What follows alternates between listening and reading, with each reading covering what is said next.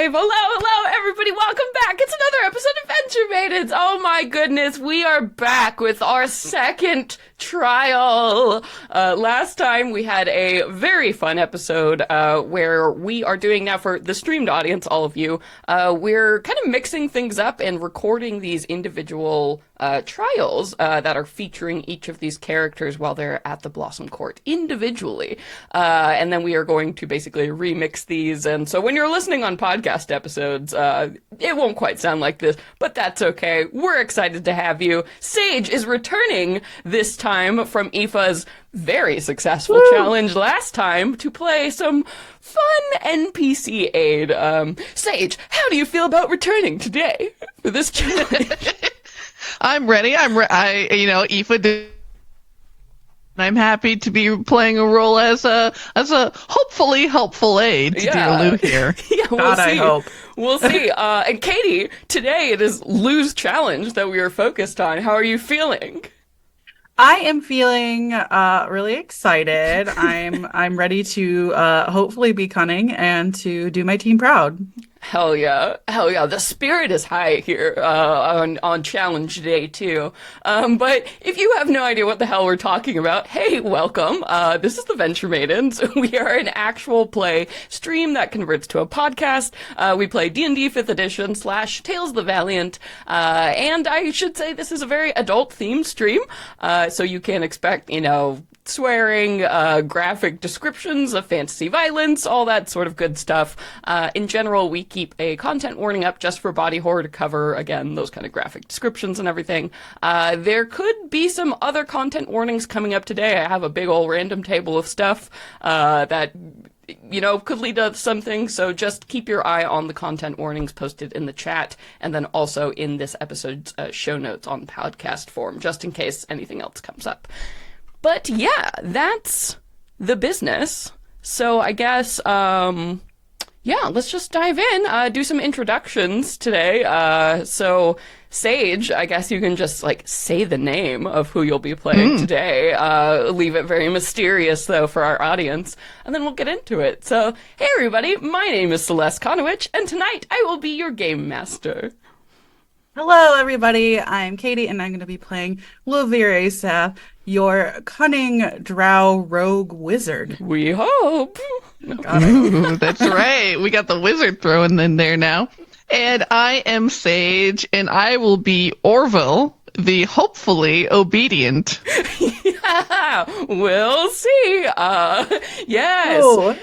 Yes. So since today is a little bit of a special episode, since we are recording these individual challenges, obviously Nassim will not be joining us this time, but Nassim will be back next recording as we do Tony's challenge. And then Katie will get a chance to play a fun NPC role in that. So we're doing a nice little try-wizard share thing going on here. All right. But yeah, Sage, why don't you just give the people a quick recap, since you were there, of how that last challenge went, and we can also catch Katie up to speed. What the heck happened last time on Venture Maidens? Indeed. So we had started off in the waiting room, and Lou had already left by that point, and we received a fantastic box of gifts. Aoife received a beautiful token that was an orchid, which was very funny considering Celeste and I had same brain day, major brain twin moment. And Tony, so she received a token that once per long rest, while she's in the wilds, she can use it to recover one spell slot of level 3 or lower.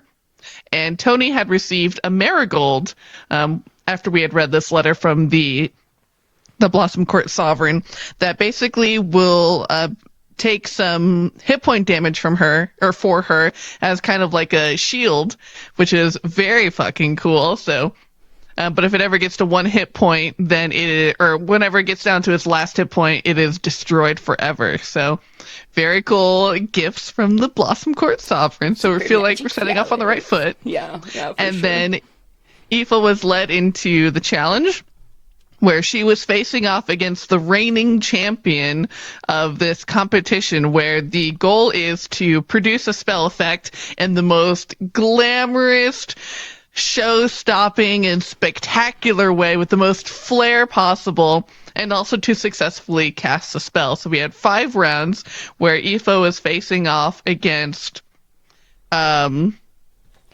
back in my notes. Aster. Aster, God, literally only a week ago. This is gonna be so good. Such a good memory day. Facing off against Aster with 3 judges, Meadowsong, a pixie, Bonecrusher, a troll, and Plucky Duckets, a very serious gnome. And so we were scored on a scale of 0 to 2. And basically after 5 rounds, whoever the highest score won. And so it was, Aoife managed to just eke out a victory with a 1 point lead. It was very But she captured the hearts of hundreds. Yeah. Yeah. So we were successful. Yes. And then once we got to the other side, they were like, yeah. "Oh, great, you won! Now it's ready for the next trial." And Eve was like, "Excuse me." Excuse me. The final trial. I'm sorry. What did you just say to me? I'm sorry. I thought we only had to do 4, and now you're telling me there's a final one. Okay. All right. Cool. Yep. So y'all got a sweet hint that there might be one more, maybe team challenge remaining after you all survive these ones. Yeah, so good recap. So obviously last time, we did Aoife's trial here, so, it was a grand old event where it seems like pretty much everyone in, like, the Blossom Court, like, in this, where the Queen dwells, is coming and enjoying watching these trials, sort of like a big old jousting, like, medieval style, except with a crapload of magic event. So we are lining ourselves up for Lou's today, the Test of Cunning, which Lou has signed up for. So last time we had just done a little bit of narration in the beginning there of everybody kind of in that waiting room before Aoife's trial had begun. But Lou had actually already at that point been pulled away to begin this trial. So essentially where we're jumping in is actually a little bit in time before Aoife's trial happens, and we're just following Lou all on her lonesome, as she is being led now, by these Blossom Court guards. So the Magnifica, these 2 flower-headed, individuals, have taken you from the rest of your friends, escorted you down a very long series of, like, hedge maze style highways that seem to like run through this court in this labyrinthian maze that you are completely sure that you could not navigate yourself if left to your own devices. And you are brought to like a much smaller kind of pavilion waiting area here. And one of them just says, "All right, we're going to check that everything is ready for you, but just wait here. We'll be right back. Oh, and we need all of your stuff. So if you just leave it in that chest right there, that would be great." Lou like kind of pats her like 8 knives underneath her skirts, and she's like, "Oh, all of my things?" Like, yes. Oh, okay. You can keep that though, and they point to the like the box that you still haven't had time to open. That box that was labeled, you know, for you, with your Fae name on it, and that had come with that note from the Blossom Sovereign. Okay. And she will begin to like take this dress that Aoife's made from her, and she like undoes these buttons and pulls the full skirt off, so she's wearing like gaucho pants that have like rose petals at the bottom instead of a skirt, and start taking out all these knives one after the other, and then her bag of holding, and then her glasses, and like just takes a while. And when she's done, she'll go ahead and open up her little gift that she got. Yeah. So you can see inside.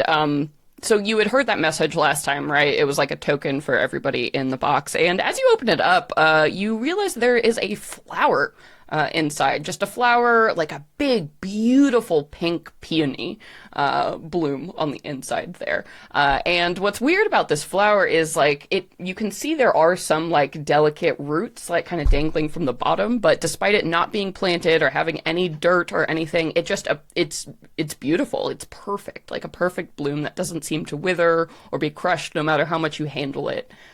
This radiant flower. And so I will tell you what this does, because immediately as you touch the petals, you can tell that it is magic. This is a magic item that has been given to you. So peonies typically symbolize good luck and success, and they symbolize fortuitous new beginnings, is the language of flower meaning of the peony. And this magic item, so this power only functions while you are in the Fey wilds. So where the Blossom Sovereign, her magic has reign. When it goes to the mortal realm, these flowers are dormant. They aren't destroyed or anything, but they basically just, their properties can't be used in the mortal realm. So while you have this peony, whenever you make a d20 check, so that's an attack, a save, or an ability check, you can choose to store the dice result in the peony and re-roll the die. So you can store a number of results equal to your proficiency bonus in the flower at one time. As long as the flower has at least one result, you can choose to use the stored result of your choice that is stored in the flower instead of rolling one of those checks. Very cool. Yeah, so you can't use a peony to alter the result of a roll already affected by the peony. So basically, if you decide to re-roll with the peony, you can't use a stored result on that same roll to modify it. Any results stored in the peony disappear when you complete a long rest.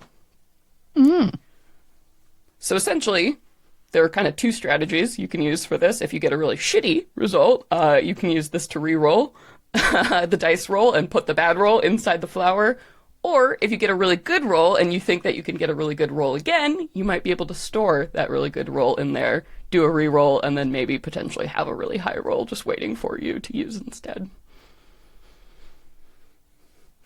So Sounds good. That's your flower gift from the queen. A super fucking magical flower from her personal garden. So this is a pretty big fucking deal. That's like so right cool. now in my head, I'm just like, can you eat peonies? What happens if I don't actually know, but I was like, oh, it's perfect because it's like your color, so it can be as pink or purple, as you want with your color scheme. But that's kind of We will go ahead and put it in her hair. You look so cute. You look cute as hell. And as you place it too, those like delicate roots that hang from it like twist, kind of like that wire ornament to like hold it, perfectly in place. I love this. Oh my god, it's so great. So you look cute as hell. Finally de-knived, all your equipment taken away.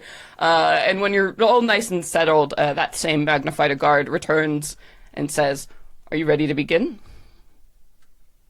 I am ready. And she will kind of like tap her foot at the ground, and Ruby will come and jump up to her side, and she will indicate towards the rabbit and be like, "This is a creation of my flesh and an extension of me. She'll be coming." All right. That should be. He looks at the other guard. That should be fine. Excellent. And And they look at she will do, the rabbit too, like with almost, you think maybe fear, like as like this little burrowing, root gnawing thing. All right, this way, please. And they lead you like under this beautiful like garden archway, and you step into, well, not exactly something you would expect. It's a lot quieter than, well, for context, Aoife's event, which was like basically a huge stadium seating. What you are looking at now is like a very long rectangular lawn space, like something you might see, on the side of like a noble estate. And there are stands that have been like set up on either side here, but it looks like there are maybe 50 or so like high class, like gentry style, very, very fucking fancy plant people are like politely sitting in the stands here. And you're seeing everything from, vine covered trolls to like mushroom folk to like flower people. Like it's just a huge array. The best of the best of the Blossom Court are here and watching you in judgmental silence as you are like led closer towards this center thing that has been set up here. And as you're looking at it looks like something you'd see in a miniatures museum, right? Like if you like where like a train might be. So it's like this box that's been set up on these little like legs, and you can see it looks like from the top down like a series of rooms, like hundreds and hundreds of these things. We might recognize it ourselves as like a dungeon, like top-down map, like looking down inside this like just huge complex, and like the minuscule detail that is filling like every inch of this thing is just staggering. And it's set up maybe, 15 feet long or so, hundreds of these rooms here. And as you are led to the edge of this table here, like flying out of the air on the back of a gigantic dragonfly, you see this like very small little pixie man who like screams out in this just booming voice, so loud, especially considering how quiet this space is. Are you ready for the test of cunning? Ladies and gentlemen, are you prepared? And there's aha, good. It's a good crowd today. All right, well, let's go ahead and meet our contestant. My dear, introduce yourself. And there is a like tiny little stick that gets held out to your face, sort of like a microphone. Lou leans in and she's like, takes a second and then does like a little flutter of her hands, and she's like, "Hello, I'm Marnie, taking the test of cunning for you all good folks today." Marnie, and is it true you're immortal? I sure am. Wow, we have a mortal today at the Blossom Court. This is always an exciting event to have one of your kind joining us today. How are you feeling about to take on this trial, the trial of cunning, one of our fiercer trials, I must say? Mic in your face. Oh, God, that's close. I'm quite excited. I don't know what to expect, but it looks like you guys are super well prepared, and this looks really interesting. So I'm excited to get started and hopefully give you a good show. Look at that attitude, folks. What a great participant we have here today. Yeah, let's give him another. The tiny golf claps come again. All right. That is a great deal of enthusiasm. Let me tell you, it's always hard being the first test of the day. Don't take it personally, dear. But are you familiar with our test, or do you need me to explain the rules? I would love an explanation, thank you. Of course, that is what I am here for. All right, so for this test today, you will be sent into the Maze of Minos. Ooh. And there is a little bit of like some low chatter that comes from the audience. As your challenge for today, you will have to navigate the maze with only your wits. You will not be allowed to bring in any weapons, any equipment of any kind. You must successfully make your way through the rooms that the maze presents to you. But of course, this is a show, so we have some additional rules. We are watching and, of course, looking for creativity, for that cunning, for clever solutions, so you will not be allowed to use the same method of escape twice. So essentially what this means in game mechanics here, we are going to be running a skill challenge today. You are going to be sent into the maze and will have to make your way out of a series of magical rooms.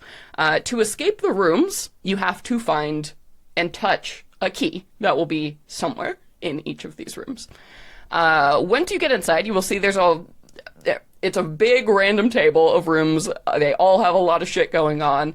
Basically, you will have to figure out, where the key is, whatever, and then to escape the room, you will have to make a skill check of some kind.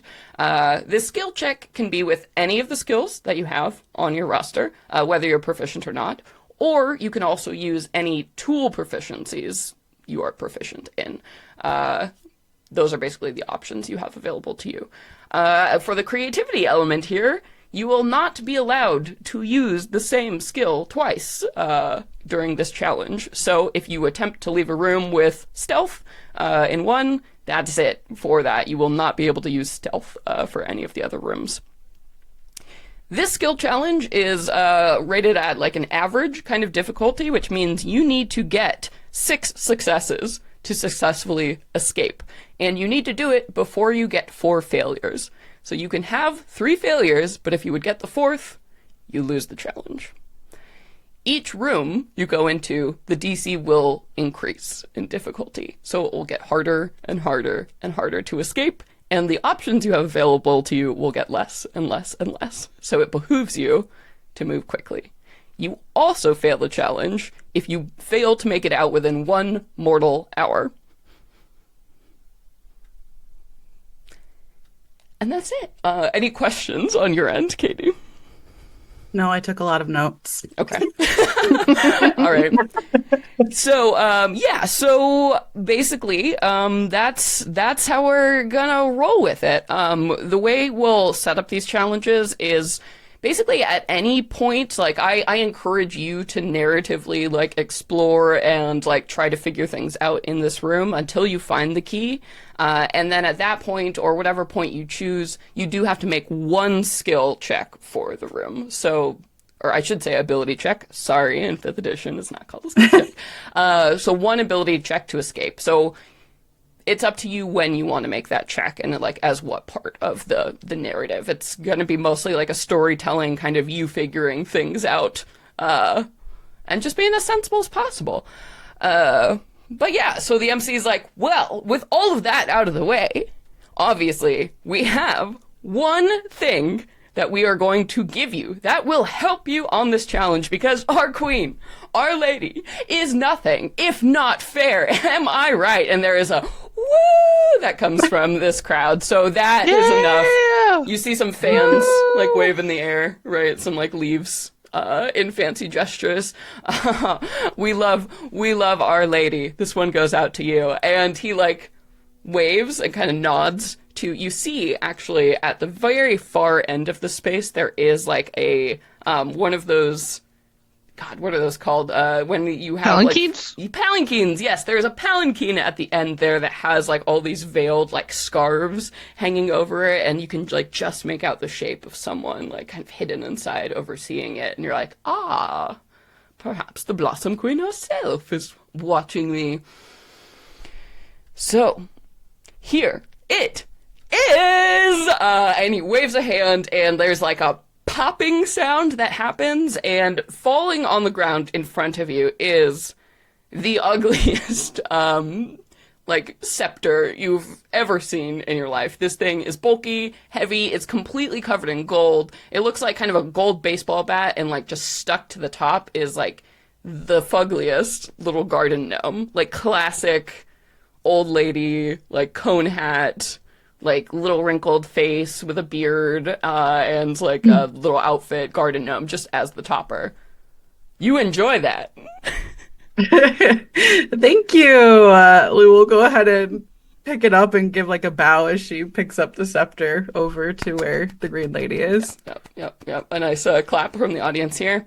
Well, without further delay, let's begin! And you're like, oh, okay, oh, what? And you feel yourself shrinking, getting smaller and smaller and smaller and smaller, and then there's like a big popping sound in your ears, and your vision kind of goes black for a bit, and you find yourself standing in a stone room. The room itself is like, has sconces on the walls, like where torches are, so it is lit. But other than that, there's really nothing around you except for a single archway in front of you, stone archway that has kind of a swirling, like, purple vortex And you would probably feel at this point the scepter in your hand like kind of shudders. And Sage, would you what is Orville doing in this moment? You hear out loud this scepter let out an exasperated sigh and say, "Here again." Hello? Like, holds it out away from her, like, looks at the little gnome on top. Hi. You are? Hello. I am Orville, the unfortunate. Oh. And okay, so Orville the Unfortunate's gonna be a boon today. Uh, what? I would prefer if you would not put that pressure on me. I do hope to be helpful, but I don't have a great track record of being helpful, so I will do my best. Okay, well, I'm feeling competent and confident. So let's go, Orville, and let's get this done, okay? I've always wanted to be on a game show. And It's good. Lou will just kind of like kind of sling the scepter over her back and be like, "Well, you and me, Orville, let's go," and like go through the archway. Sigh here again. Okay, Katie, why don't you roll a d12 for me? Oh, I didn't have that die out. Let's see. Oh, special weird ones. A 4, okay. All right. Fun. So we step through the archway. So here, I will say the DCs for each room, like I said, are going to increase by 1 as you go along. So the faster you get out, the better for you. You do have access to that peony, and here we go. The first room is starting at DC 12, so I'm just going to let you know that now, and things are going to scale up from there. So hopefully not too difficult. We'll see. But yeah, you step through this portal and you get this very like weird, kind of oscillating feeling as you are thrown into an entirely different room.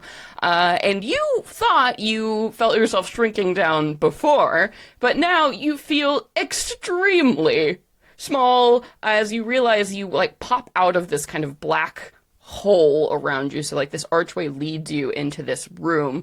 And at first everything is just like these large expanses of white, like kind of stone on the floor. And you see like these mountain shaped, like wooden, oh shit, those are the legs of a table as you were like looking up at this gigantic, like kitchen that is surrounding you, and the ground kind of like rattles as you see this like larger than life giant standing doing something like atop this table here, and as they're like shifting their weight back and forth, you're like kind of rattling with the ground, and as you look behind you, you realize there's like a mouse hole that you have just come out of in this kitchen.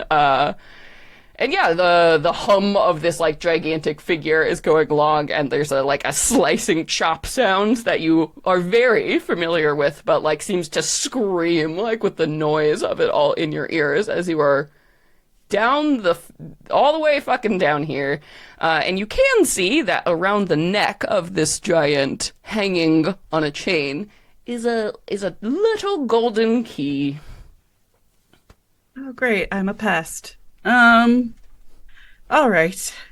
I think Lou is going to begin by trying to look around this kitchen and see what has a low enough foothold that she could begin to scale, hopefully in like a nook and cranny sort of situation, so she's not just out in the open. And try to get higher because she knows she's going to have to go up at some point.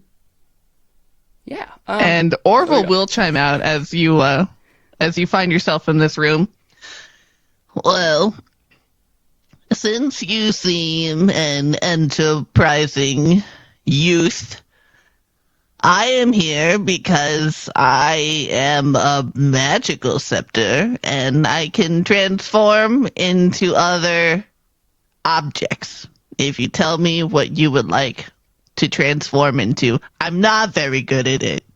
I'm sorry, but I'll do my best. When you say you're not really good at it, like, could you explain that more? Is it like, you don't turn in what do I want at all? I ask for a knife, but you're made of rubber. What are we working with here, Orville? You know, sometimes the magic just doesn't flow quite right, and then I'll picture the wrong thing in my mind, and then I'll turn into something else. But maybe that will be useful for you. I don't really know. Hey, honestly, I just started wizarding school, so I get it. Um, we'll Oh, just cool. I think I. Good. we'll just do our best today, okay? All Yeah, right. so mechanically, basically, Orville can change into any item of like about a medium size or smaller, with the condition it has to be a non-magical item. But you can ask Orville to become, I mean, anything, a weapon, anything from like the adventuring gear table, like, a cart, vehicles, like any non-magical thing, that is about, person sized. And Okay. Orville can turn into that. In Uh, theory, yes. all right. Well, how about we get can you give me some spiked mountain climbing shoes by any chance? Is that a thing? Oh, you want like a climbing kit? I can do a climbing kit. I'll. I hope in my heart of hearts every time that Orville closes their eyes and tries really hard, a little fart noise happens. Just a little puff, just a little sparkle.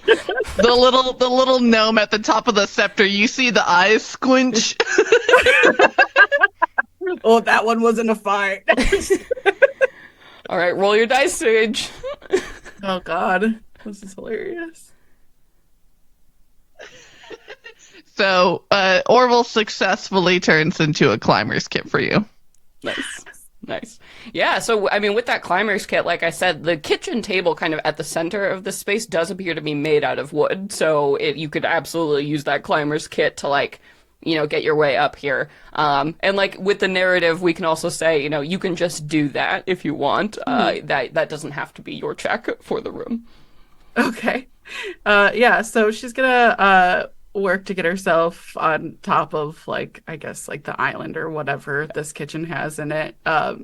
What's on the island? Yeah, so as you like, eke your way up to the top of this thing, you see the giant, who you can now see, it's look like just a huge woman, just the hugest woman you've ever seen, and she's wearing like a very neat apron, kind of like a kitchen staff member. If you had to guess, like at a nice dining establishment. And she is like turned away now looking at, dropping something into this like huge pot on the stove. And you can see on this island stretched out in front of you gigantic mountains of like onions and leeks and like potatoes that have been busheled up into this like gigantic bowl, and a large cutting board with this an assortment of several knives that are, like equal to 20 of you stacked on top of each other, kind of in size here. Okay.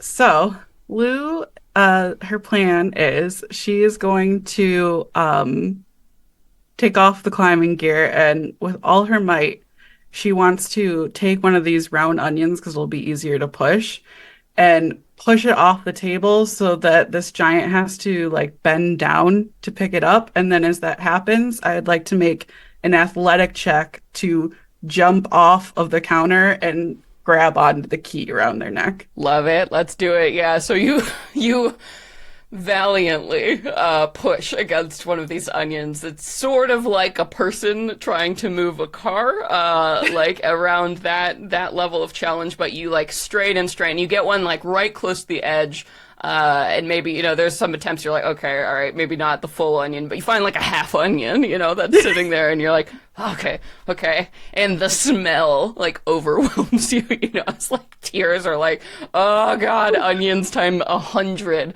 I'm just sobbing. Yeah, as you push and push,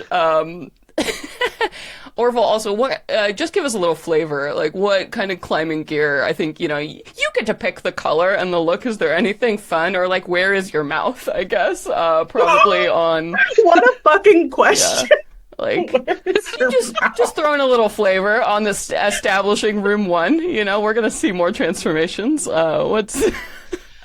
I think the climbing kit is just this shimmering bright pink, and his like mouth would be at the end of one of the pythons. So it's like every time she stabs it, it'd be like, oh.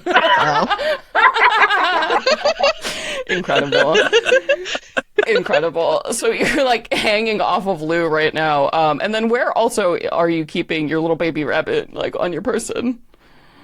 I think that the rabbit has just been like stuffed into the front of her shirt, like almost like one of those like wrapped up baby papoose type papooses. things. Yeah, it's like a wrap top, so he's just stuck right on in there. Yeah. Those little fat cheeks coming over the edge. Yeah. Also the nose watering, the same an onion hell that you're in, and you're all gripping and like see heave ho, and success as like this gigantic onion falls off, and you hear like a rumbling, way too loud sound, and oopsie daisy, and then this giantess turns around and is bending down to retrieve that onion. So go ahead and make me that athletics check to see if you can jump on that key as she is passing.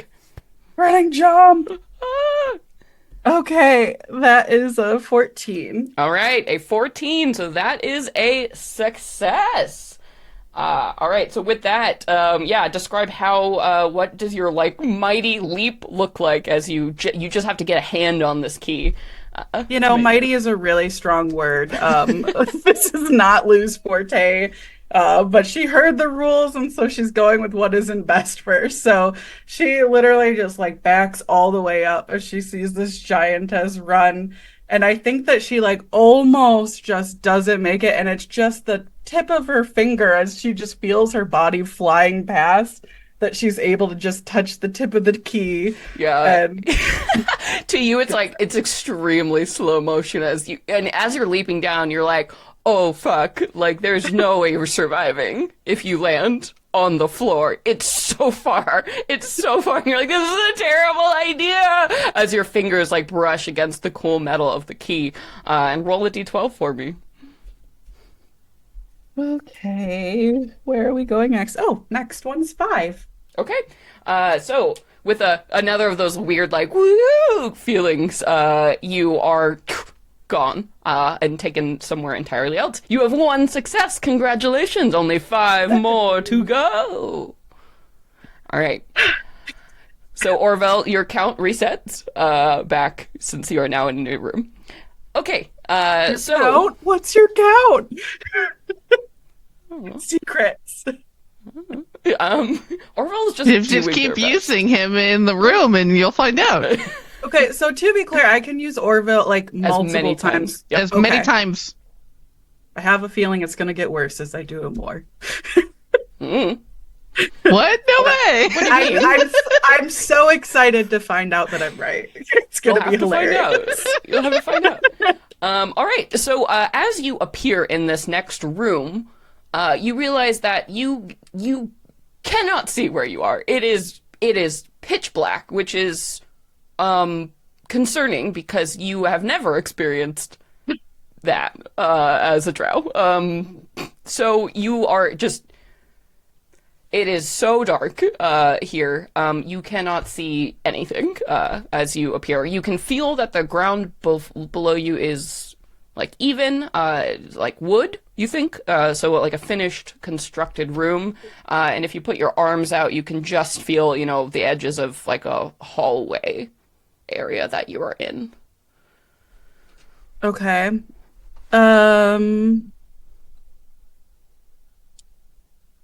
I would like to try to see if actually having a light source makes any difference for me at all here. So, Orville, if you wouldn't mind changing into a lantern.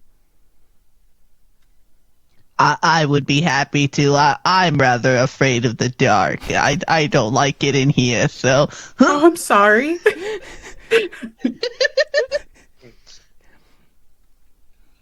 Instead, Orville is a little bit nervous Oh. and turns into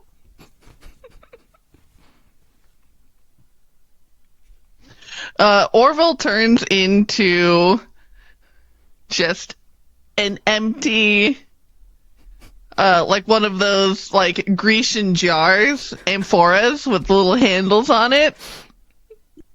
Oh. I think Lou, since she can't see shit, is just like holding the scepter waiting, and she's like looking like she it's kind of a maybe a weird lantern shape, and she like kind of accidentally like gooses of Orville trying to find like a little like turn on Oh. switch. Oh God. Ma'am. I my apologies. Orville, I I don't think that you're a lamp. What are you? Oh. Ow. Oh. Not again. Oh, I'm so embarrassed. Oh, I. This is why no other adventurer has ever made it out of here with my help. I'm so useless. And Oh, unfortunate. hey, I, oh, don't you just say put that. me away. Just You leave know, me here to die. oh my in the God. dark. Okay, I'm gonna need to take a deep breath, Orville. In and out. All right, we're gonna do this. You, I know we can't see it, but please tell me where is the mouth. I imagine if there's like Grecian like nude men painted on it, it's like just one of them is like talking. Absolutely. well then. So Lou just has like this big fat bunny sticking out of the front of her, and now she's got a giant urn under her arm, and she's like, "Well, I okay." can hold the rabbit if that helps. Oh, I'm a little nervous. You seem to turn back into a scepter when we went to the other room, so maybe I'm not gonna put my son inside of you. That's fair. All right, but it's fine. It's fine. All right. Lou's going to just start using her feet to tap around and try to use first she's going to try to use Rhubarb's passive perception to see if he can smell anything because he gets a or a 16 automatically for smells. Yeah, yeah. So yeah, there's the little. And how do you communicate with your boy? Yeah, so it's like a telepathic connection. I think that everything that he like relays to her, she just like has an understanding of what he means, but like it's almost like a little picture story in her head, but everything's made out of pastries. So it's just like a little So picture cute. book of what he's trying to tell her. Okay, yeah. So yeah. So rhubarb is all right. Little pastry stories. Okay, so you see, That one's less. yeah, you see like in your mind a tower of like donuts that have been like neatly stacked up, and there's something weird in them, like real nearby, and rhubarb is trying to figure it out, and it's like sour filling, like just sour cream on the inside, and it's kind of like yellow, and it's not something that would normally go in a donut, so it smells, you understand that means it's sour, not edible, nearby Don't touch. in something that kind of looks like a barrel, and it's very close to you. Okay. So she's going to take rhubarb out of her top and just try to have him kind of like guide her. So she'll ask that Orville try to turn into like a thin piece of like string or rope so that she can tie it to Rhubarb and see if he can help guide her via nose. How are you doing with that, Orville? So you're like, turn it to a rope. And Orville says, I've already embarrassed myself enough for this room. I don't want to mess it up again. You're just better off without me. Just maybe the next room. You know what? You so take your since time. Orville has failed, since Orville has failed their transformation, he is refusing to do anything else while in this room. Yeah. So you're Okay. starting to sense around the mechanics here. Orville can transform as many times as possible, and there is indeed there is always a chance that he might not become the thing he wants, and then we have a fun table of creative options that he rolls on. But essentially, the minute he does fail, like hits that percentage chance, that room, he will not be able to transform Dunzo. anymore. All right. Well, that's okay, Orville. Thanks for trying once. And she will just kind of like crouch down with her giant urn and just like keep a hand on the back of the big fat bunny butt. And she's gonna try to have him use his nose to guide her through and avoid obstacles.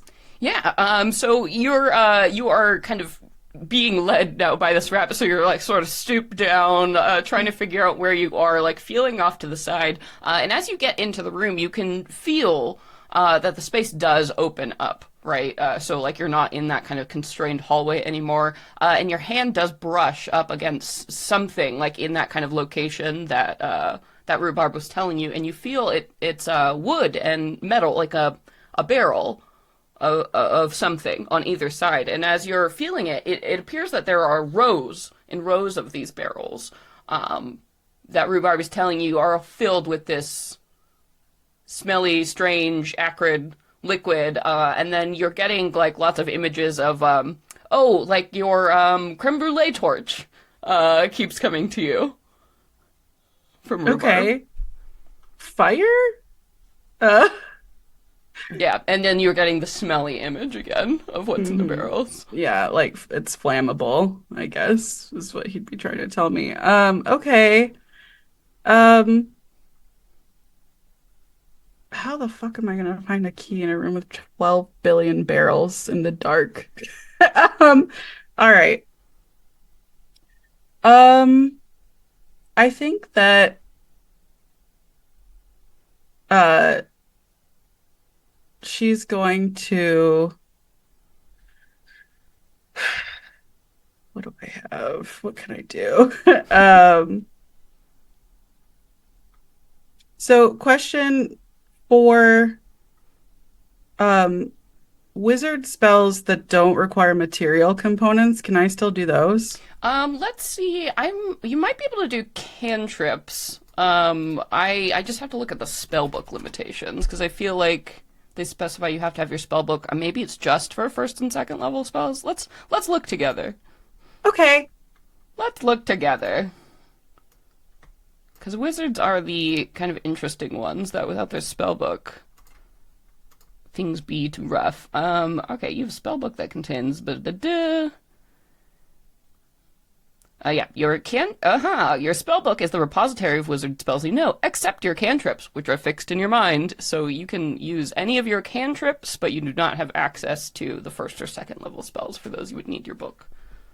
Amazing. All right. So I'm going to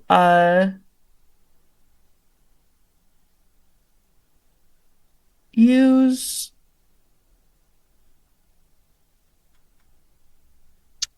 I don't have a lightning. I'm just gonna try to use dancing lights Nice. and see if I can light it up at all for myself to make this easier. Yeah, definitely. So you send up those arcane lights, and as the magic dances in the air, you can see this room that is illuminated all around you. It looks like a storage room. It's like you're kind of in a dungeon, like stone cellar room, and there are probably, at least 50 of these barrels that have been like just left in this room here. And as you're looking at them, and you get like towards the center, there's kind of this like clustered group all around the outside, and you can see that there is something slick and shiny that has like come out onto the floor area, kind of leaking out of these barrels. But otherwise, there does not appear to be like any exit or anything else going on in this room. So Okay. you didn't really need me anyway. Yeah, but I like having a little friend with me. Oh. she'll like boop the little nose on the urn. Um, Oh, now you can see, by the way, the extremely large nude figures that just cover this. It's just covering. She- Really, really exacting detail. This artist was very into anatomy. she kind of like briefly glances down and is like, "Oh, Okay. good for you, Orville," and tucks under her arm.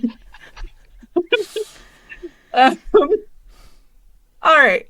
So looking around this room, is there anything that like differentiates any of the barrels other than the ones grouped in the center that seem to be like slick? Are they all slick, or is it just the ones in the center? Perhaps a check of some kind might help you. I would love to do a perception check. All right, perception for this room. That is a natural 20, but I'm going to save that in my peony. What does it look like? Does the peony do anything? Does it change colors? Does it glow? Does it like get more petals when it's storing something? Yeah, so I think that there's like a brief moment where the petals like open up super wide, almost as if they're like eating something. Right, like the sun is like, "Wah!" You know, Yeah. that way, yeah. And there's like a flowers do. little sparkle that just appears and is consumed by this peony. Oh yeah, nice. So, all right, let me roll again. So make sure to note, so somewhere on your character sheet or notes, so you can track what you have in there. Mm-hmm. Your proficiency bonus right now is +3, right? Yes. Yeah. All right. Don't fuck me over. Okay. This is the fun of this one. It's a game of risk. Right. So that is what is my, okay. Oh, good. I have proficiency in this one. So that's going to be +4. That's a 16. Okay, all right. Yeah, so you do notice, you're like, what the hell am I gonna do with this? And so you take a look at this oil, and you realize, there's probably 20 or so of these barrels in here, certainly more than you could reasonably search, considering you only have a collective hour to get out of all of these rooms. So you're like, fuck. And as you're looking at the trail, you realize, one of these barrels is certainly leaking, but as you examine sort of the outer ones, you're like, okay, it's not that one, it's not that one. So with that successful check, you're able to kind of move through the barrels and come to the one where you see there is a distinct crack in the bottom of it, even enough you think you could probably wedge it open. Yeah. She will go for it. I don't know what's in the room other than the barrels, but I think she'll just Yeah, you can, hit it, crush it, throw it on the ground. Luckily, it's empty, so the other ones are like 50 pounds or so, right? But this one is, if you wham it enough times. All right. Yeah, and true enough, at the bottom of this empty barrel, you hear something rattling around inside of it. And so with a mighty hit, you smash it against the ground just enough that you see a golden little key, bink, bink, bink, bink, and falls in a puddle of oil. I pick up the key and hold it above my head in triumph. Yay! All right, that is 2 successes. Go ahead and roll that d12 for me again as we go to the next room. 7. I was 7. hoping for 6, but All right. Yeah, thanks. Now it's not nice and tidy, Katie. hey, would have done good things for my brain. Wow. All right.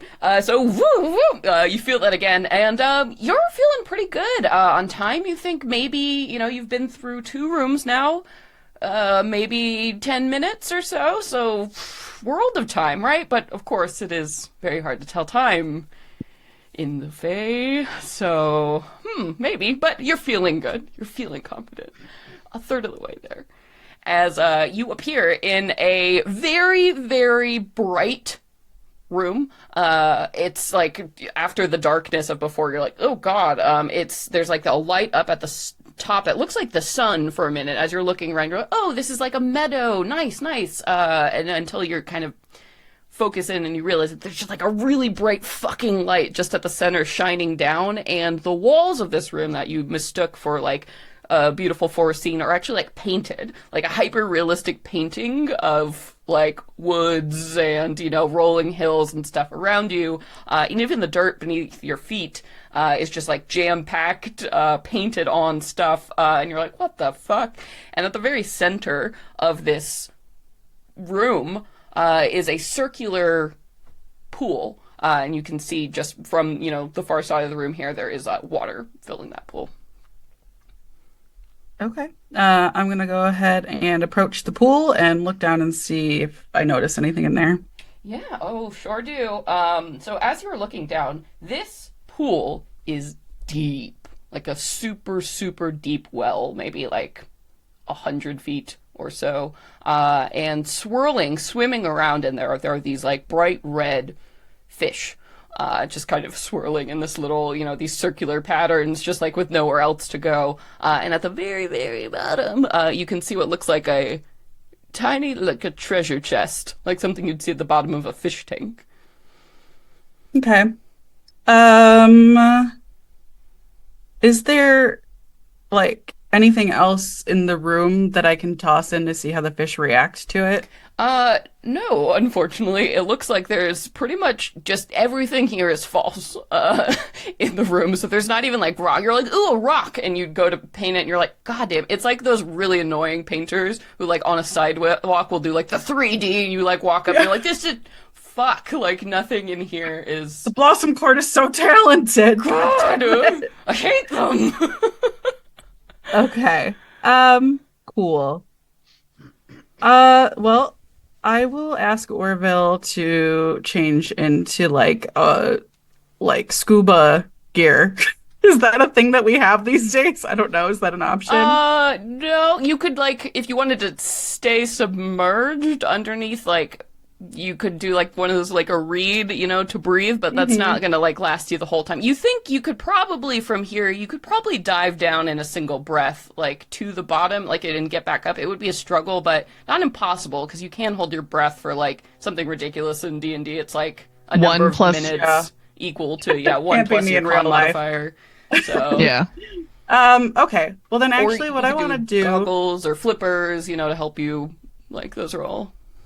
I don't know about these fish, so what I would like to do is I would like to basically have Orville turn into like a shark cage. Oh, cool. All right. All right. Oh, all right. I've never made it this far, and Shark Age is novel. I've never seen a shark, but I'll do my best. Yeah, just any kind of cage, Like a bird that I can cage, get but in, for a person. It'll weigh me down to the bottom and keep me safe, hopefully. Orville successfully turns into a shark cage. Nice. And it is, it is limited to a medium-sized object, so it's pretty tight, but like it'll do. It's sort of a coffin-sized cage that you have. And this is how Lou dies. Thank you everybody for tuning in. Where is Rolling next week. Yeah, where's the mouth? We gotta ask. Any flair on this cage? Yeah, where's The most important part. The latch where the where it closes. it's just like teeth closes it. Yeah. It's like waggling the little lock eyes. So cute. So Lou will put herself into this cage and tell Ruby to hold his breath, and she will basically just like throw herself into the water inside of this cage and try to float down or sink down to the bottom to get to this little treasure chest. Yeah, if you do want, because of we're using the new create familiar spell, you can absorb Ruby into your flesh, if you would like, for a short time. That's I believe so that's weird. pretty. Yeah, well, she's Yeah. made Yeah. of your being. You know what? Sure. Yeah. We'll just suck them on into my elbow. Whoop. Yeah, any weirdness of what that looks like? Because it's the first time we're seeing that. Probably looks fucking weird. Oh, Or it yeah. could just be like a flash of light if you just want to make it like a portal, style thing. Like, whoop! Yeah, I don't know. I just feel like it kind of almost looks like an oven burn for a second where they connect and it slowly like fizzles back down into her flesh as he joins her. Yeah. So you don't have to worry about Bunny like floating in, in the water. All right. So you climb inside the cage and close that door. And then you just like scooch it, kind of knock it, I guess, to fall into the water. Yeah. Okay. Hope you make it out in time.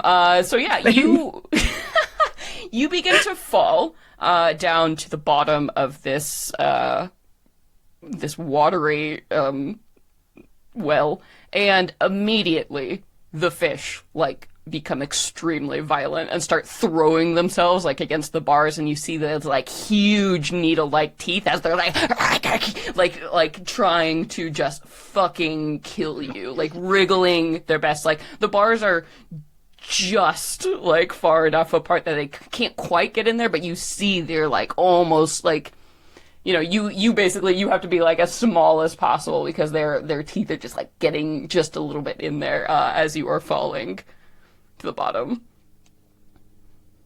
Internally, Lou's like, I hate this. This is the blub blub blub. fucking worst. Yep, as you are sinking lower and lower to the bottom of this thing, and like with a plunk, you land, maybe a foot or so away from this chest. Here you are, a swarm. Every single fish in this well is just like biting at the edge of this, and what are you doing? So this is like a cylindrical pool, right? Yeah. Okay, so she's gonna like let herself, like her feet touch the ground, and kind of take the cage to put the little treasure box and the door against the wall, Okay. to block off the fish, and then she's going to like give Orville a little tickle on his little mouth, and then and with this like so that there's only like the small opening on the top, which hopefully she'll be quick enough, she'll open the door ever so slightly to grab the treasure chest and close the door again. Okay. What is the ability check? That sounds like a sleight of hand to me. You know it, baby. Yep. All right. Okay. So you, oh boy, you would hold your breath, your breath if you weren't already doing it. I think in this moment, as you make the roll, the top of the cage opens up, and you're trying so fast, like before a fish can like slip into that little crack. Okay, that was garbage. That was a 2, so I'm gonna put that in my peony. Okay. And re-roll because I should be good at this, but that was not good. All right, that's 13 plus 7, so dirty 20. There you go. All right, that is enough to hit the DC 14 for this room. So, what's the flavor? What's the flair? Because you had to re-roll it. So, what was the almost didn't make it, but at the last second we pulled through description? Yeah, I think that as like she almost like fumbles for a second, trying to, everything feeling different underwater than what she's used to. In that second, as the fish start to swarm down and almost get in, the peony, that little glow that's there, almost like blinds and stuns them for a second as it eats that bad fortune. And just in that second of being stunned, she's able to grab it and close the the door again. Yeah, as that happened, just the sneak, like, whoa, and you, like, as you close it, you actually catch kind of a fish that's like, like, right on the edge, and, like, you know, that Jaws moment, you're like, no, you can slap at it, and, like, manage to close it, and you're like, holding this tiny little chest, in your hands. So she will pry it open with her nails, like just holding on to her last bits of breath because she almost screamed as that fish almost got in. Yeah, and thank God you open it up, and, you know, there's little bubbles that come out, and a tiny little key is, like, sitting on the inside. She grabs it as she's like says out loud with all the bubbles coming out her token, Jesus Christ, because Jesus Christ is the exclamation because I can't stop saying Jesus Christ. Yeah, incredible. So you've done it, a third success. And go ahead and roll me that D12. Where are we going next? 11. 11. Ooh, second page. Okay, cool. 7-Eleven. Ooh. All right, so you go ahead and you touch that little key in the treasure chest. And you rolled a 9, right? 11. 11. Whoop, that one. Okay, 11. All right, and just to recap for the audience, here are the skills that have been used and are now no longer eligible for use in any of the following rooms. We've burned through athletics, we've burned perception, and we've burned sleight of hand. Currently, there are 2 rolls stored in the peony. There is 1 left. And the DC now is 15 for this room you're about to walk into, increasing by 1 every time. So it's getting scary, folks! You hear somewhere in the ghost of an MC narrating this. Also, it occurs to you, oh man, there are like fae watching you that you can't tell or see or know how they're watching you, but, you know, it's a real like Hunger the Hunger Games, Yeah. situation, yeah. Yeah, so hidden cameras everywhere. What happens if I have to pee? They'll cut that out. We'll go to commercial. They kept running commercials that Aoife couldn't hear during the last event, so there's I can't wait to watch that. There's something going on there. But anyway, all right, so you are taken somewhere entirely different. So as you are brought into this new room here, you hear like the screaming of birds coming from somewhere around you, like, whoa! And again, like that, the light occurs to you. It's not nearly as bright as that last room you were in, but the smell of real leaves and like dirt hits your nose as you see yourself in like a jungle style room, like just on the far edges, you know, above the tree line. You can kind of make out the shape of like glass panes, so almost like you're in a like an enclosure at the zoo, basically. And as you're looking up above you, you can see like trees of differing heights and branches all over the place. And then the sound of birds that you can't see, but you can hear these low like, like coming from all over as these like orange furred monkeys are kind of hanging like all at these different points around you. Their long tails like falling down as they're like jumping and playing and running towards the top. So you're at like the bottom of this enclosure looking up.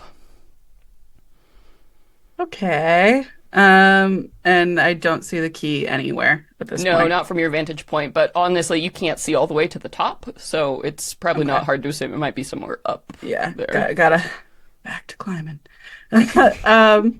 Up, down, around. For real. How tall are these trees? And is there like any like low branches that are reasonable for me to just grab onto? Yeah, so it actually literally looks like you're probably in a monkey enclosure at the zoo. You know how they have the staggered like branches at different heights? Like, so, you know, and you actually see like a rope bridge at one point and like some, you know, little tunnel houses hanging up. So there are all kinds of like different layers for the beasts to be able to climb up and down, and human-sized beasts as well.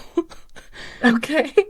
All right. And did any of these like creatures seem to notice me at all, or? Yeah, a couple of like the monkeys on the lower branches. Let's say there's like a pair that are sitting there, you know, kind of grooming themselves, picking bugs out of the fur, and they like look at you, uninterested, as you seem to appear out of nowhere. Okay, cool. No imminent danger. All right. I am going to begin climbing up and just see what I can see from a higher vantage point. Yeah. And as you begin to climb, the monkeys that, like, as you get closer, they give you this, like, the all too human looks that monkeys have, like, ew, why? What are you doing here? And they'll kind of like, and like You call, bald bitch. yeah, what? Don't break that, as they, like, leap up to higher branches, and kind of give a warning cry up above. And now some of the other monkeys are, like, looking down, and they're all watching you very, like, carefully, but still not doing anything as you get a higher vantage point. And you make it probably, easily to a point where you're about halfway or so up, and you can just see like the domed glass ceiling of this like basically large tube-shaped room, and hanging from like a string, at the very top, you see a golden shiny key. Okay. All right. Me- And oh, do I see the birds that I heard calling before? You do not. There doesn't appear to actually be any living things in here except it's for just you like- and the monkeys. It's like a piped-in sound. Sounds of the rainforest. Coming from... Okay. Uh, Meanwhile, Orville the whole time is like, I wasn't always a scepter. I used to be a person. I don't remember what kind of person. I don't really remember having a body, but I know I used to have one. And then I wound up here, and I was a scepter for, I don't even know how long. was this like a job you signed up for, or just like that just is what you became? But what's the story? As she's like scanning the room. Yeah, as you're like crawling on like things made for monkeys, like wedging across, these tiny little platforms, trying not to break them. Well, I was looking for something in the wilds. I don't remember what it was, but then I found myself here, and some lady said I could have it if I made it through the room. And as you might imagine, I didn't make it through the room. Oh no. So don't be like me. In fact, it's better if you leave me here. I don't want to weigh you down. I'm not leaving you, Orville. My heart breaks. Oh my gosh. Oh, poor guy. Yeah, so you continue to climb up, and you get, probably maybe 30 feet or so away from like the point where this key and the branches are starting to get thinner as you're getting up here, so it's getting more and more challenging. But the monkeys now are like fully invested in watching you and have like just climbed higher and higher as well to kind of like watch as you're getting closer, and they're starting to run out of room too. And one of them like begins to shake like the branch up and down and like kind of does a like a hands on their like chest gesture and like raises arms like to you, almost like in a challenge, and then Spring leaps up and like grabs the key, and is like holding it in their fist, like staring at you. Oh, That no. guy's an asshole. Did you see what he just did? Wow. Oh my god, I don't know how you're ever gonna get that back. Oh my Monkey's the god. worst challenge I've ever seen. Lou will touch her peony, and she'll be like, well, thankfully, the green lady is very kind and generous. And she will touch the peony and pull out her natural 20 and do an animal handling to basically like face off with this giant ass monkey and like scare him into like standing down and giving her the key. Incredible. Okay, so obviously this is going to be a success, as you're marking that off and using animal handling. But narrate for me, you do end up with the key at the end of the challenge, but what does this square off look like? Is it like a jumping around like the thing until you catch it? Or you raw, King Kong intimidate the shit out of this monkey? Like what's the play? So obviously Lou's never met a monkey before. Yeah. But there are plenty of dogs in Josiana. And They I think don't what like scares you about the monkey the most is they like look really fucking humanoid, like their faces Yeah. and their expressions, and you're like, oh my god, you have feelings like a person. Is probably the scariest thing about meeting a monkey for the first time. Yeah. And in a small way, I think also though, because in the same way that, if you stare down a dog for long enough and they look away, that's kind of like they've lost. Yeah.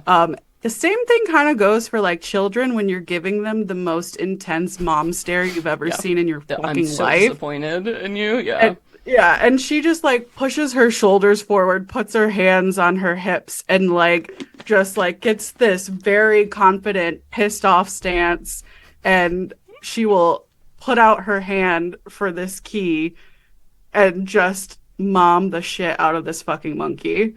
Yeah, yeah. So you just, there's silence. Like if this was an anime, you'd see, the lightning that crackles between the two of you as you stare, and all the monkeys around are like screaming at this point to this chorus of like, get him, get him. And then this big monkey on top, like tentatively pounds their chest one time and like looks at you.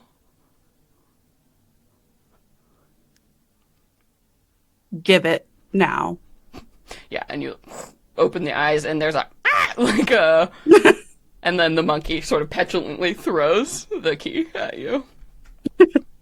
And Lou will grab it, and just as she's starting to be taken to her next room, she'll be like, I'm really proud of you to the monkey.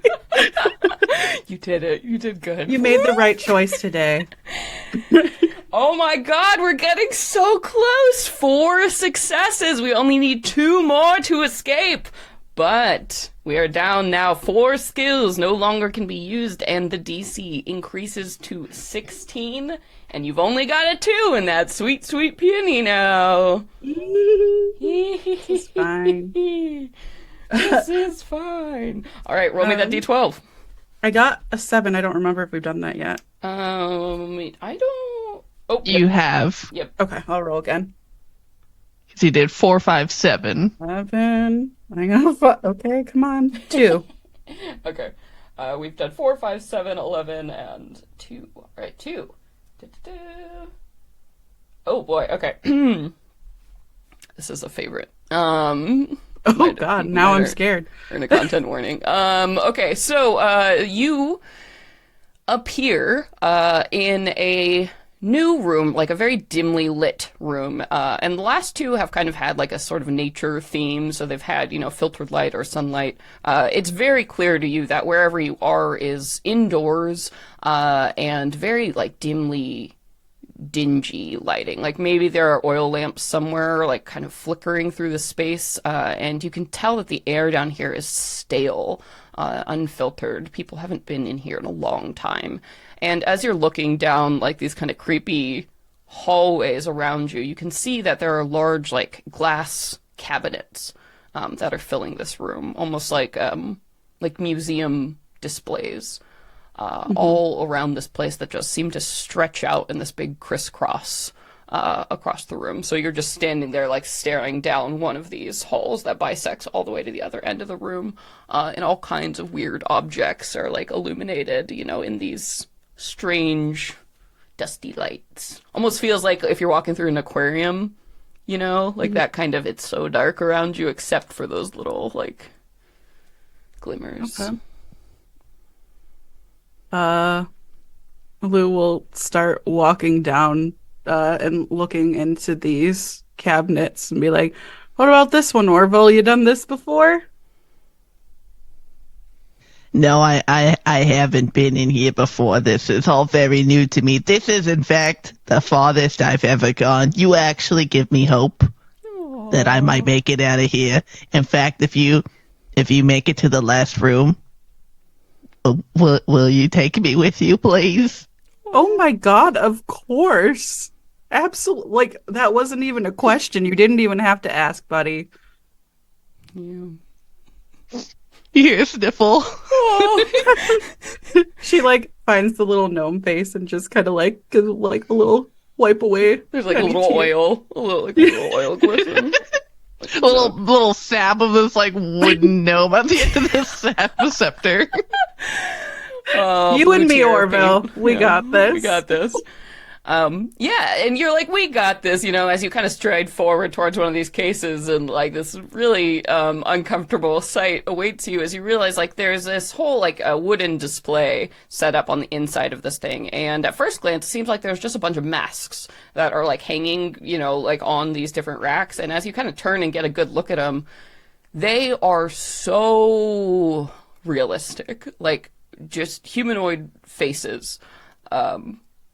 Just hanging there, and as you're looking at them, you're like, okay, masks, or like sort of looks like almost like skin, like they're so realistic, as these like closed eyes figures of all different varieties are just hanging in these arrangements here. And you see, like those little name cards you'd have like with information, they're literally names of people that are listed all around you. You know any of these people? Am I on there? Is Orville on there? As you're looking, you're like, no, nothing on there. But then you get the eerie sense as you're kind of bending down and looking at the cards, like, someone is watching me. And you look back up and realize all the eyes on these masks are open. And they begin to speak in these kind of like low whispers that it's unintelligible what exactly they're saying, but they seem to be whispering, and their eyes are moving around like talking to each other. Can I make out what they're saying at all? Yeah, it's like fragments of different things. It seems to be like kind of inner monologue stuff. Maybe in a few different languages you'll recognize, like there's Elvish faces speaking Elven, like fragmented. Most of them are speaking Common, some other languages coming out here. Just, sort of like, who is this? Who has come in here? What is happening? Where am I? What is going on? Do you know what's going on? Where am I? Where's my family? She will approach the mask and be like, hello everybody. The eyes all turn and like go wide as they're staring at you. Hate to interrupt. You wouldn't happen to know where a key is in this room, would you? A key? A key? Do you know a key? Perhaps?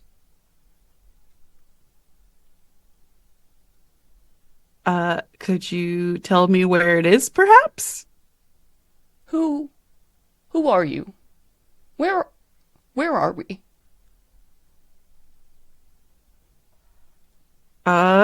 We are in the wilds. I'm Marnie, and I'm trying to complete a challenge, and it's gonna be really bad if I don't. So, anyone maybe?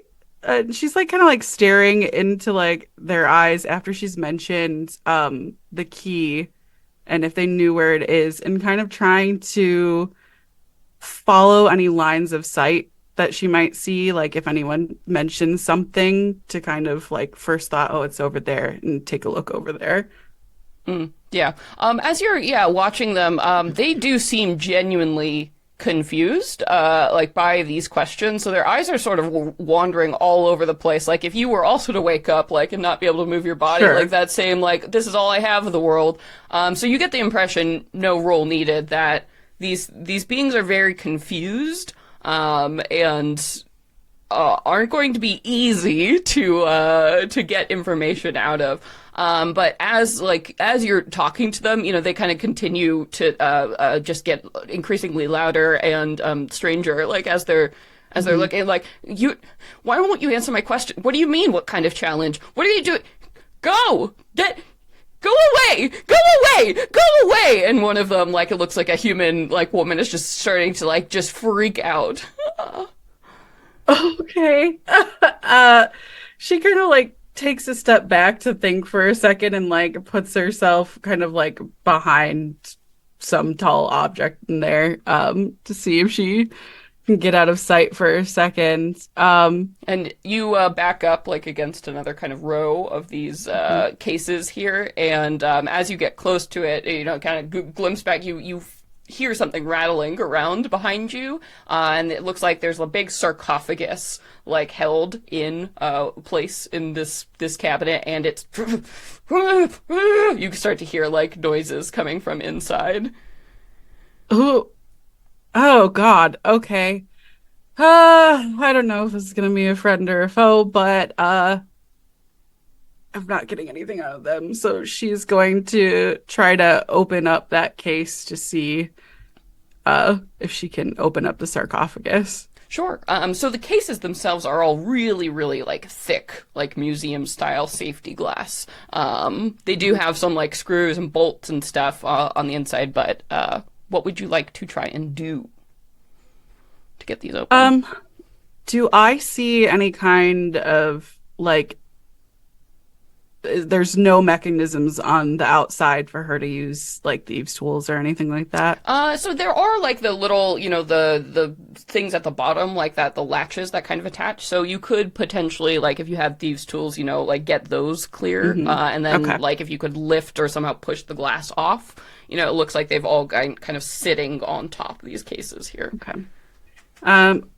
Orville, this is getting a bit tense. Do you think maybe you could be some thieves' tools? I most certainly can. I am not a fan of this. I don't like any of this people. I've never seen them before. And while talking, transforms into a set of thieves' tools. Nice. Oh God. Where's the mouth? Nice. Where is the mouth? Where's the mouth? Yeah, with meth.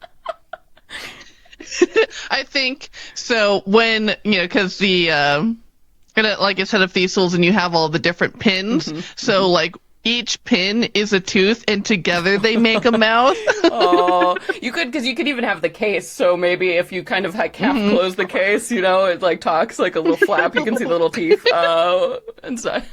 Adorable. God. I'm just gonna borrow your molar here for a second. She's gonna try to get into this case. Yeah. All right. Cool. Yeah. So you make that roll for me. DC 16 is what we're at.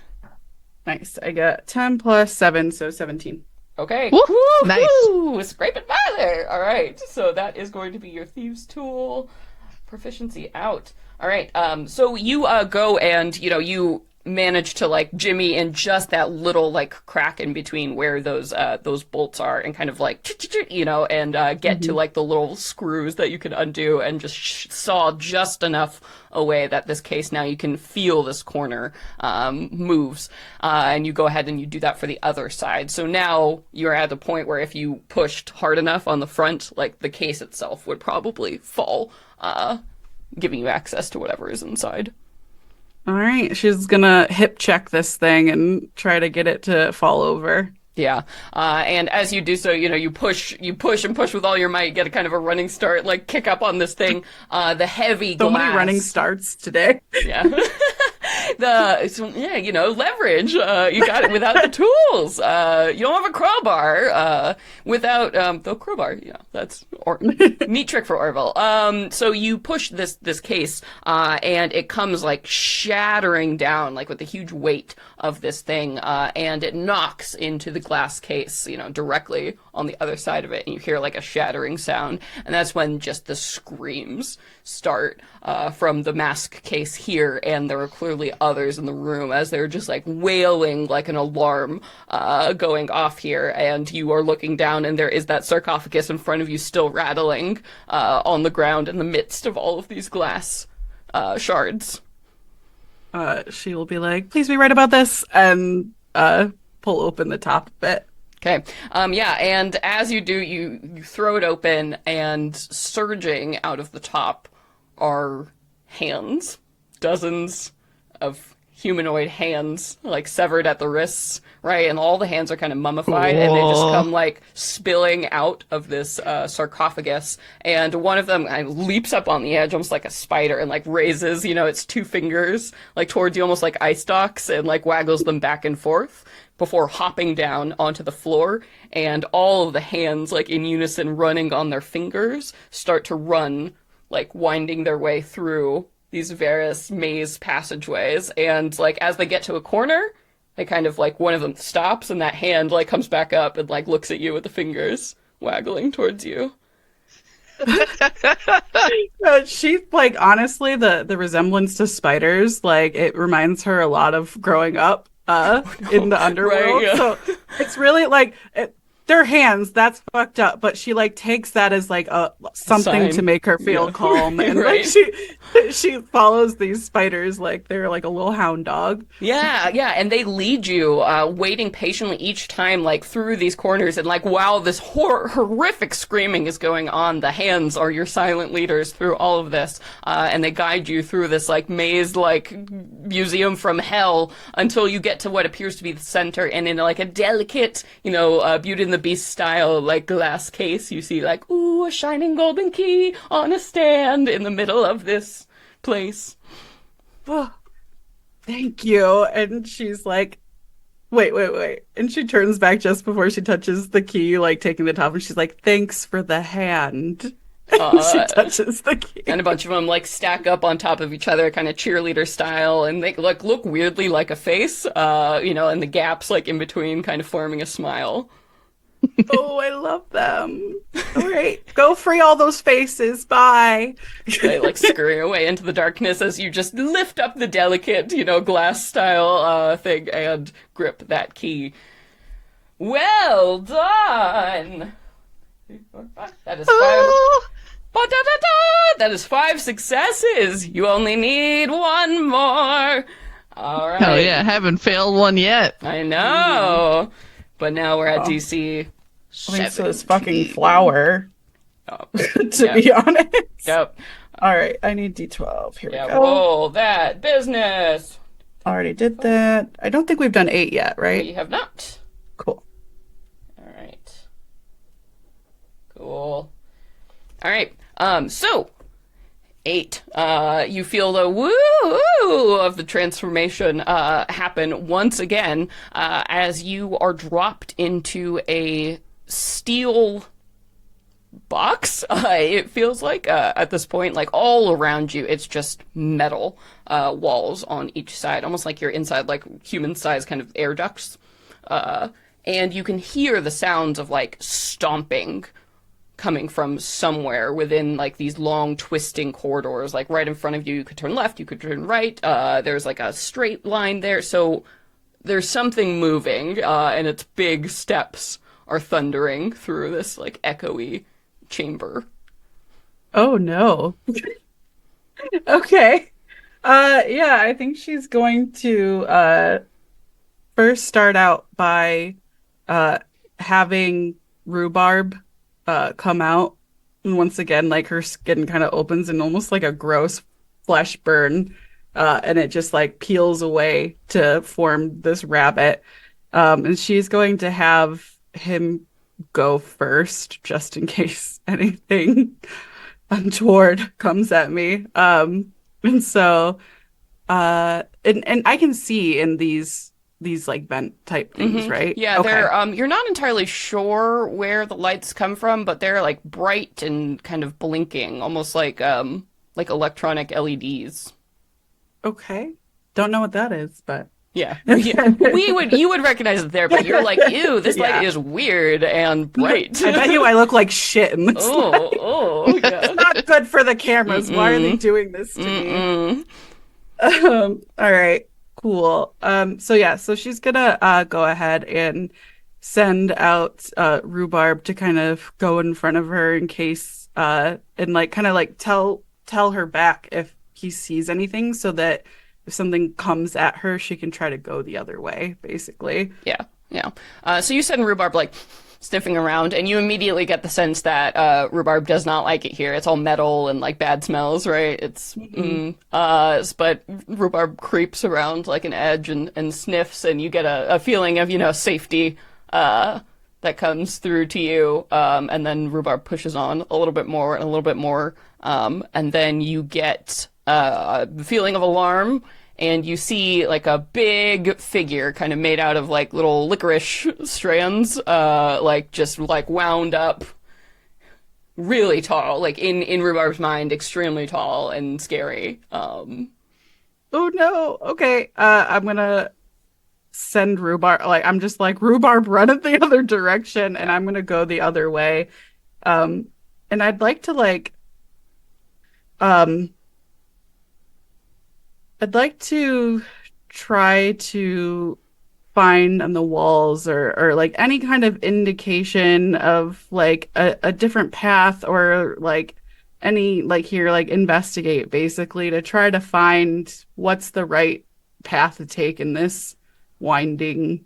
Sure, and I think as you like move forward and you get that feeling from Rhubarb, and you're like Rhubarb, run away, and Rhubarb is like trying to give you like a no, come here, like feeling, to like get Oh. you, like and that flash is coming to you, but for some reason Rhubarb is like no, like it's like come here. Come here. Okay. Rhubarb is getting frustrated with the lack of pastry themed like information it can I'm share. sorry to have done this with you. No, that's okay. I'm into it. Um, yeah, and she'll be like, okay, I'm coming, but I really hate licorice.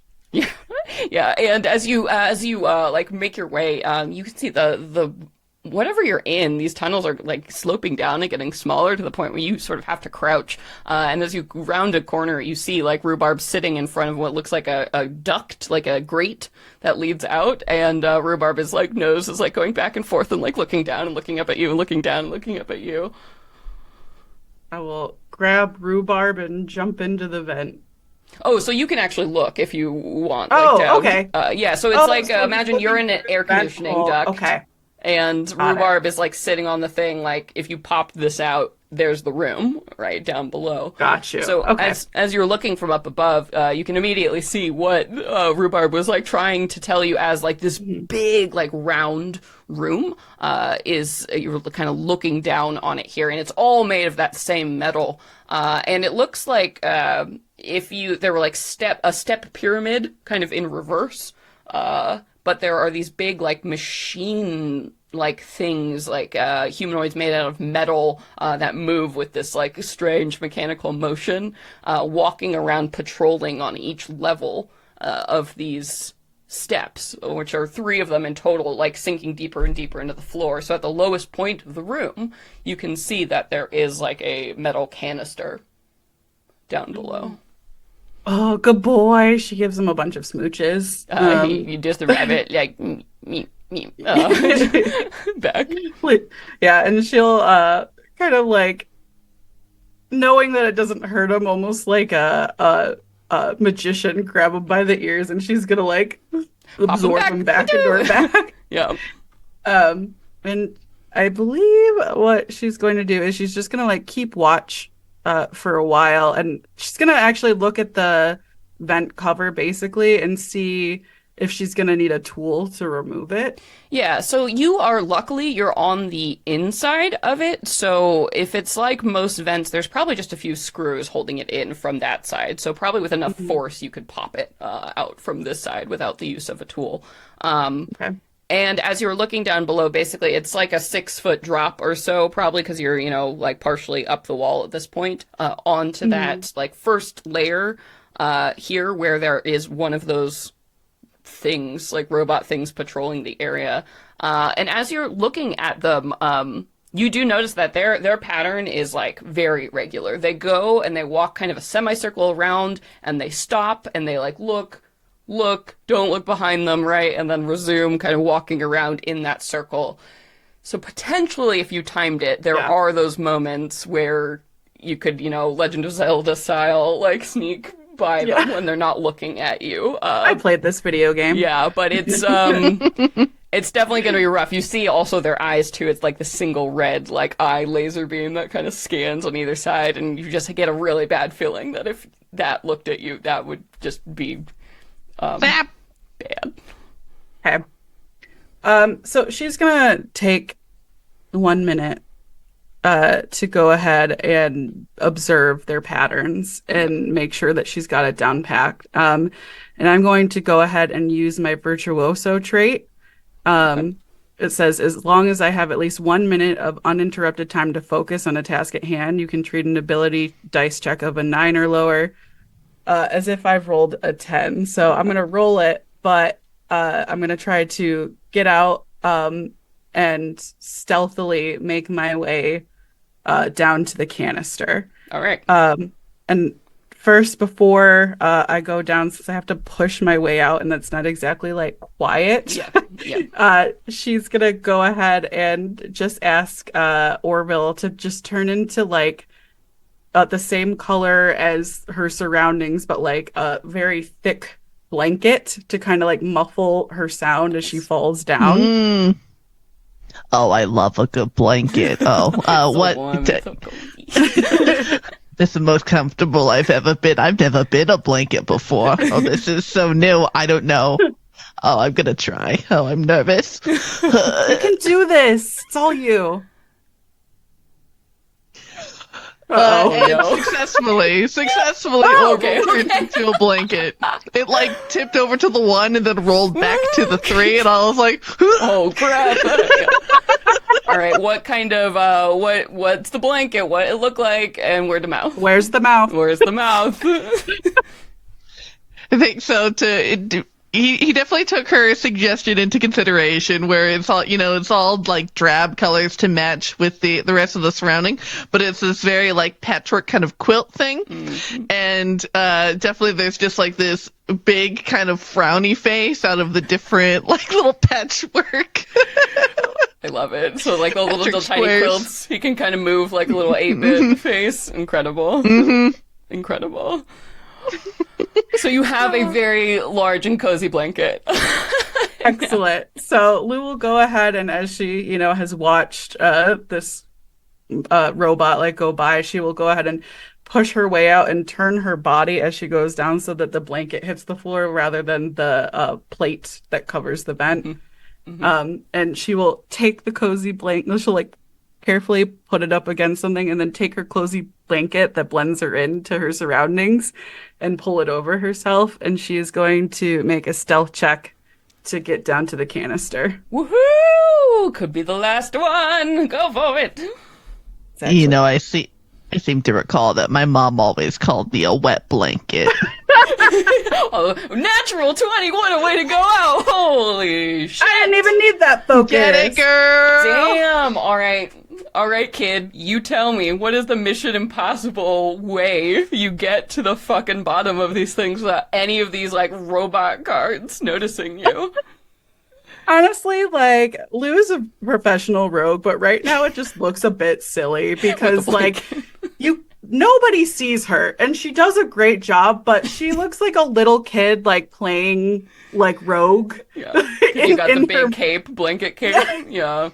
Yeah, and, like, just as she gets to the canister, she's, like, so ready to get Orville out of here and to get herself and be successful out of here. She almost, like, opens up the blanket like she's a sugar glider and, like, glomps onto Leaps down. the canister and rips it open. Incredible. So yeah, you roll like on your side onto the floor at that perfect moment, kind of army crawl down and like, leap, Caped Avenger style, just at that moment, right, where that like one guard is turning and the next, like in that little like 15-second window you have, right, where they don't look, you're like down and you bounce like in between, and at the very last moment there is like this one that you're like, oh, as you see it spins and actually reverses direction in a way you did not anticipate, but with your 20 you duck your body and roll just in the nick of time, right, and the blanket gives you that last shade of covering,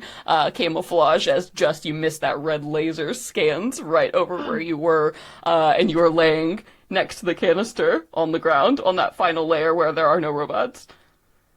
Oh my god, she scuttles like a fucking crab and just like opens it and shoves her hand in.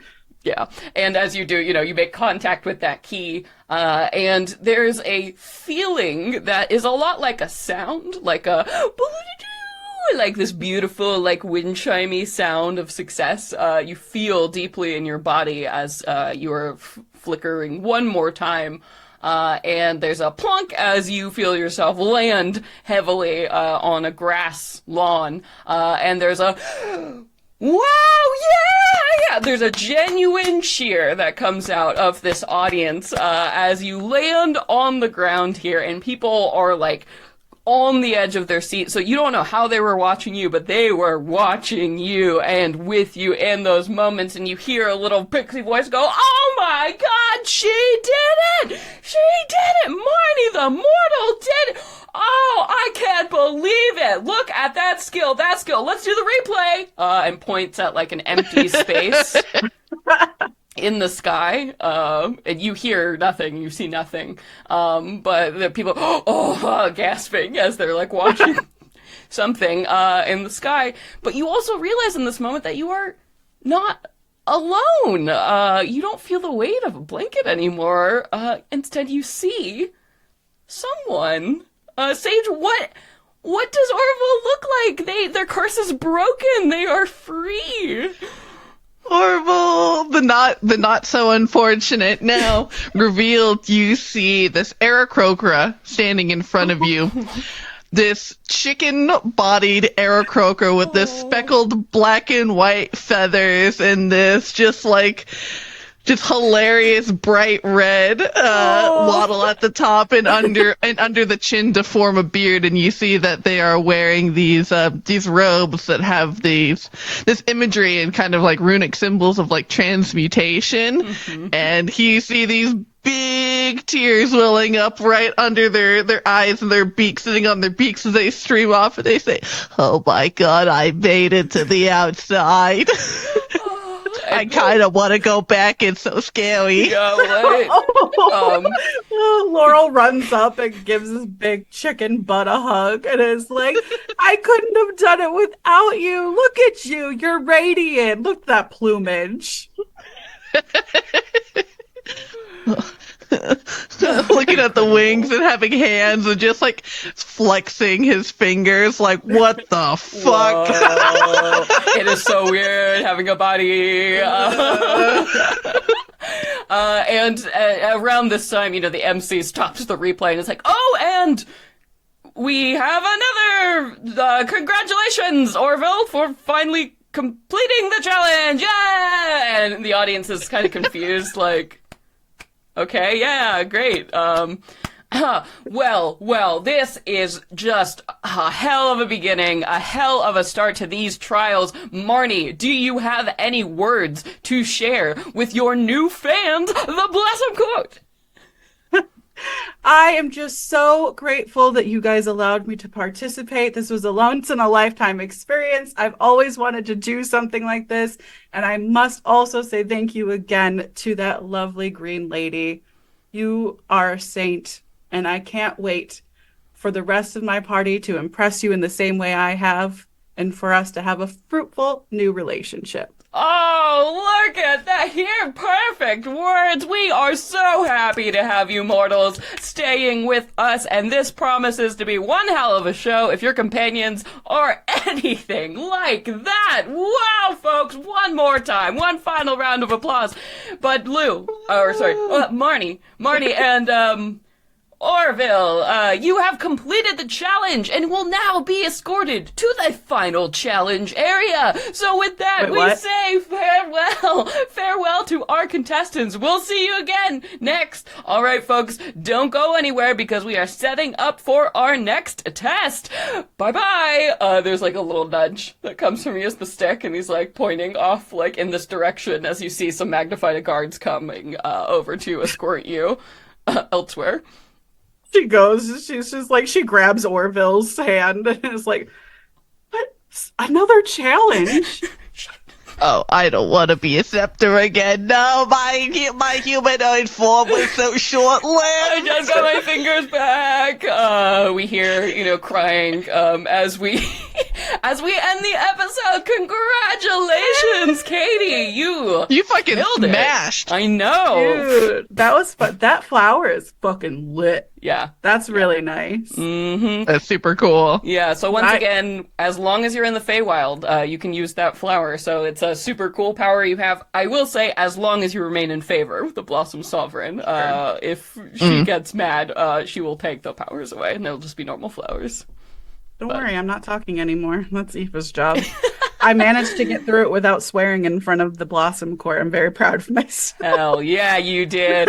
Ah, yes, that was so much fun. That's 2 challenges down, only 2 to go. Oh, plus a final challenge we've now heard of, but that's something to worry about next time. But thank you all so much, of course, for being here.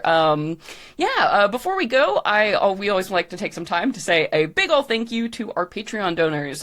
You too can be one of these beautiful, amazing heroes who support the show by donating every month at the Venture Maidens Patreon account. So let's go around the horn here and say a big, big thank you. I'll start things off with thank you so much, Muffin, at the one on Drury Lane on Twitter /X. Thank you so much, Nissa McKinnon. And thank you to Richie113 on our Discord server. Thank you so much, Tony. And for our Fair's drinking mates, thank you to my girl Fable. And thank you to our mod, Markali. Thank you so much, Mrim. Thank you, Nadia. And thank you to Noon from our Discord server. And thank you so much, Alan, a.k.a. Obsidian Cyrix, a.k.a. Bermuda Rum Cake Master. The rum cake makers of my heart. Thank you so much, Scott. And thank you to Steven. Oh, and thank you so much, Chris. You guys light up our lives. Thank you. Wow, this was great. I had so much fun. I can't wait to see what the next trial will hold. And so for that one, we will have Katie stepping into a fun NPC role. What will it be? What will it be? As we test out Tony, and our boy Rook will also be taking on that challenge. So double trouble, which means I can make it double hard. So it'll be a great time. Was there any thing you guys wanted to announce specifically for this episode? Okay. Nah. All right. I think, yeah, that No was news. That was a business. So thank you again so much. I have been your dungeon master, Celeste Kotowich. Hello, I'm Katie, and I played your victorious wizard, Luveri Sath. And I'm Sage, and I've been your sad sack scepter, Orville the Unfortunate. Now Orville the slightly less unfortunate. Yay! Oh, Orville. No wonder he failed. He was a big chicken the whole time. Oh, chicken. Oh, man. Maybe Orville and Cooper will fall in love. We don't know. Wouldn't that be amazing? Incredible, but we'll have to see what happens next time. But until then, everybody, venture away!